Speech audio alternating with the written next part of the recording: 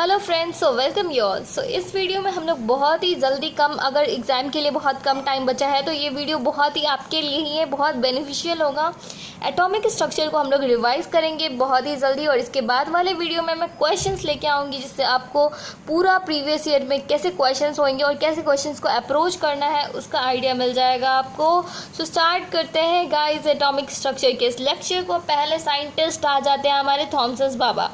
Thompson का क्या model था, उन्होंने अपना मॉडल दिया था। उनका जो मॉडल था ना वो एकदम तरबूज की तरह दिखता था। ओके, तो तरबूज की तरह दिखता था। उन्होंने बोला कि पूरा का पूरा जो अगर हम वाटरमेलन को स्फीयर मान ले तो पूरा ये जो होता है पॉजिटिव चार्ज होता है, पूरा रेड वाला जो है वो पॉजिटिव चार्ज है और इलेक्ट्रॉन जो है वो कहीं कहीं काले काले बीज की तरह एम्बेडेड होते हैं।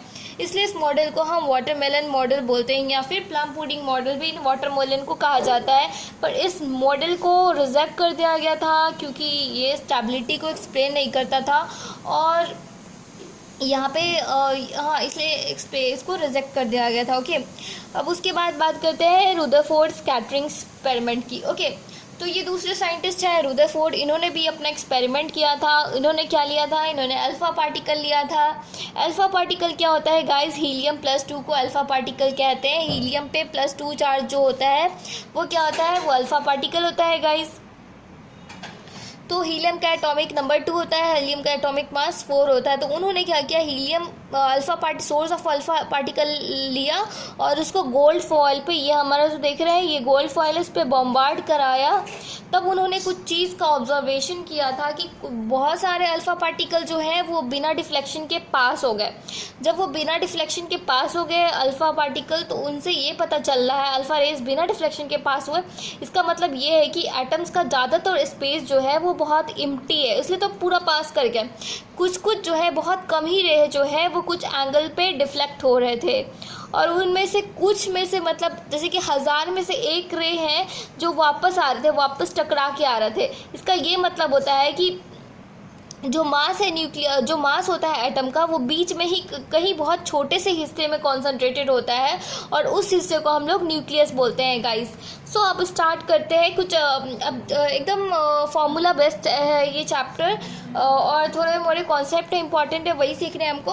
अब चलो यहाँ पे देखते हैं कि एक रेडियस का रिलेशन है मास नंबर के साथ, इसका क्वेश्चन पूछा जाता है। तो रेडियस का मास नंबर के साथ 1/3 में रिलेशन होता है। r = r0 a⁻1/3। r0 की वैल्यू होती है, ये आपको याद नहीं रखनी है, बस इतना याद रख लो। रेडियस जो होता है a जो है ये एटॉमिक मास है। a क्या है गाइज, यहाँ पे एटॉमिक मास है और रेडियस जो होता है एटॉमिक मास के 1/3 के प्रोपोर्शनल होता है। ओके, सो अब यहाँ पे देखते हैं ये क्या है, ये किसी भी एलिमेंट को हम x से रिप्रेजेंट कर रहे हैं। तो z जो होता है वो उसका एटॉमिक नंबर होता है और a जो होता है वो उसका एटॉमिक मास होता है। ये मैंने क्यों बनाया है, यहाँ पे मैंने इलेक्ट्रॉन लिखना था जो बाहर होता है। देखो न्यूक्लियस का जो भी एटम होता है इसका 2 पार्ट होता है। अंदर वाले को न्यूक्लियस बोलते हैं। न्यूक्लियस के अंदर होता है हमारा न्यूट्रॉन प्लस प्रोटॉन और बाहर पूरे ऑर्बिट में घूमता रहता है इलेक्ट्रॉन। ओके, सो अब हम किसी भी एलिमेंट को x से रिप्रेजेंट करते हैं, जो नीचे z, हम यहाँ पे एक रिप्रेजेंटेशन का तरीका है। z और a कुछ नहीं, बस एक रिप्रेजेंटेशन का तरीका है। ओके, तो z जो है वो क्या हो गया गाइस, एटॉमिक नंबर हो गया और a जो है एटॉमिक मास हो गया। अब जो नंबर ऑफ प्रोटॉन होगा वो क्या किसके इक्वल होगा, नंबर ऑफ इलेक्ट्रॉन वो z के इक्वल होगा। जब number of proton number of electron z के इक्वल होगा, ये सिर्फ तब होगा जब न्यूट्रल एटम के लिए ही एप्लीकेबल है, चार्ज एटम के लिए एप्लीकेबल नहीं है क्योंकि इसमें इलेक्ट्रॉन चेंज होता है। प्रोटॉन तो हमेशा ही z के इक्वल होगा। और न्यूट्रॉन निकालने का क्या फॉर्मूला है, आपको एटॉमिक मास में से एटॉमिक नंबर को माइनस कर देना है, सिंपल। जैसे मैं एक एग्जांपल देके आपको बताती हूँ। यहाँ पे Na+ है तो इसके अंदर प्रोटॉन कितना हो जाएगा, 11, क्योंकि इसके एटॉमिक नंबर के इक्वल हो जाएगा 11।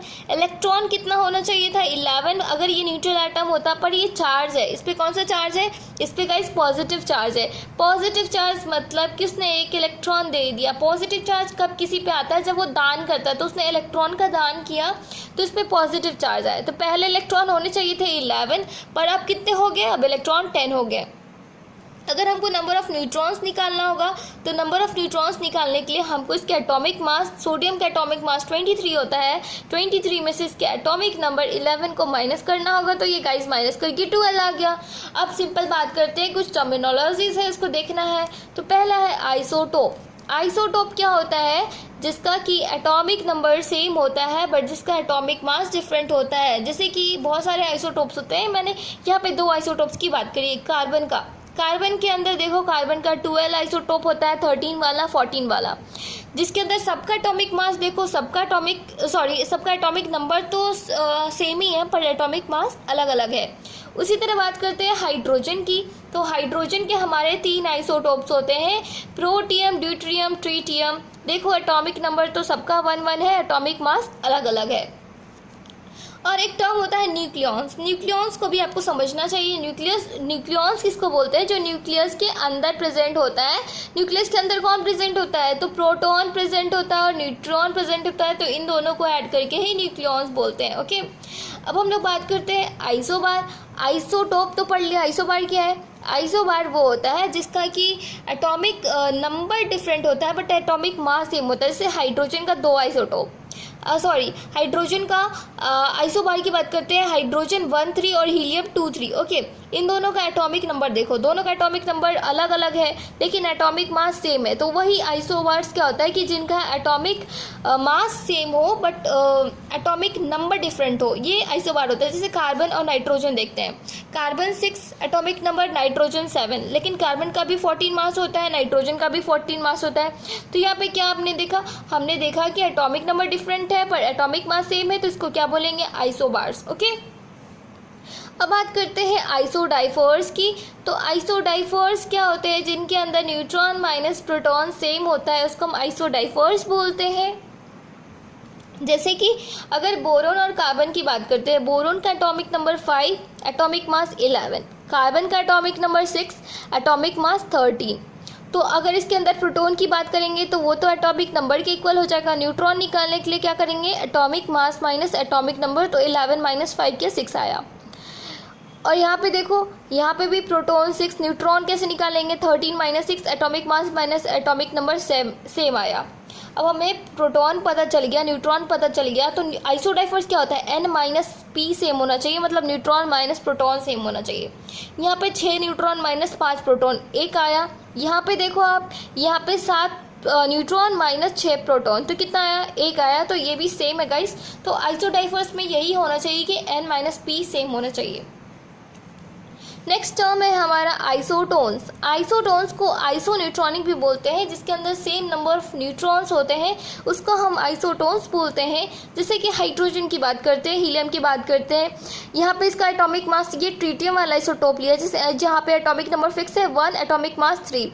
हीलियम की 2, 4। ओके, तो यहाँ पे न्यूट्रॉन कितना हो गया? 2।